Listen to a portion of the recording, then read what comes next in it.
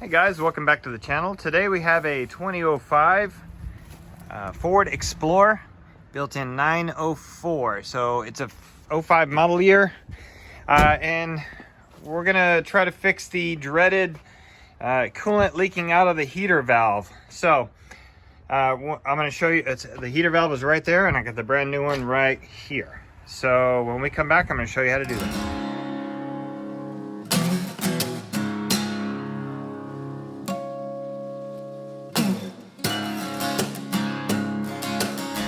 Okay, so first step to do is take the PCV, I think it's a PCV hose loose. The way you do that is you take this little green thing, and it allows you to, you move the little green thing and it allows you to pull it right off. Then unscrew this clamp and unscrew this clamp, and basically where it goes is right here. That's where it goes. So kind of move it off to the side, that way you can gain access to this. Now, the valve is actuated by a vacuum tube, so get the vacuum tube out of the way. Then the next thing you're gonna need is, I'm gonna get that vacuum tube out of the way. You're gonna need to undo this and undo this.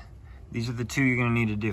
So, depending on how old the car is, and if you wanna replace the radiator hoses or not, be very careful with the radiator hoses.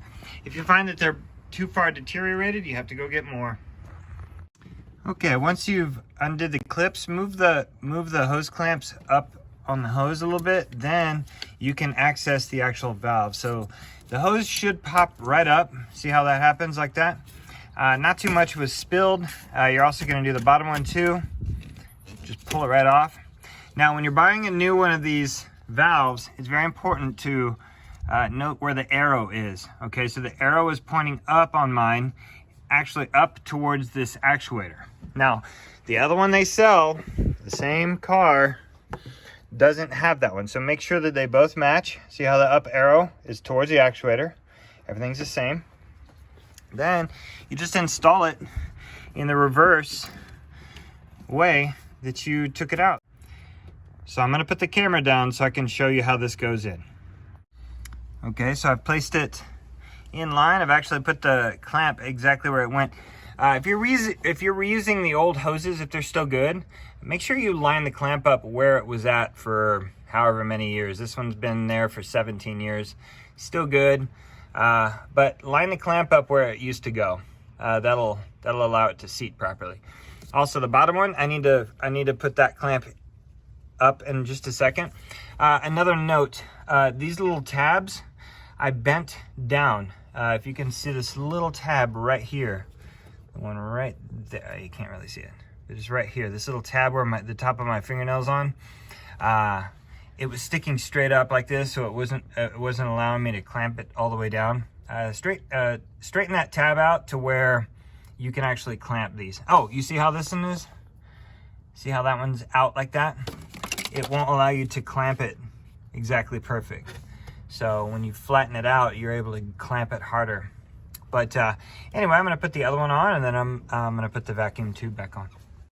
Okay, so as you can see, I've got the vacuum tube connected, I've got both hoses connected, and I've got the clamps in place. Now it's time to put this back where it goes. So I'm gonna show you how I took it off so you can put it back.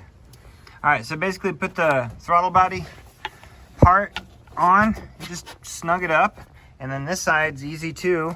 You just, oh, sorry, I'm not able to show you there.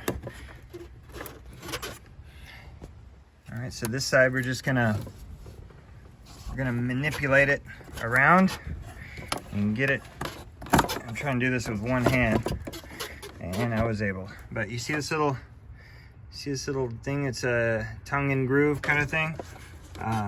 Put it on until it's in the right spot, and that's how you know where it goes. Last thing, you're gonna put this on, and then you're gonna flip this with one hand. You're gonna flip this until it goes on. That way it won't pull off. All right, don't forget to tighten these, and then we're all done. So basically what we're gonna do is we're gonna heat the car up. We're gonna put it in heater mode. We're gonna put it in cold mode. We're gonna put it in heater mode. We're gonna actuate it to where we know it works without leaking. and just snug these up like that. So let's take a look at our old heater valve. Okay, it was leaking out of this area here. I don't know if it cracked or what, but it actually made the truck overheat at one point during the summer. So we found the culprit. What we're going to do is we're going to fill up the reservoir, because I realized the reservoir was low as well. We're going to fill that reservoir up to the cold mark, which is here. So it needs about another quarter of a gallon. About half a gallon. So if I shake the truck, you can see where the fluid level is now. It was about a half gallon low. So that little heater valve over time can cause your truck to overheat if you're not careful. All right, again, thanks for joining us on I Just Fix It Myself, and I'll see you next time.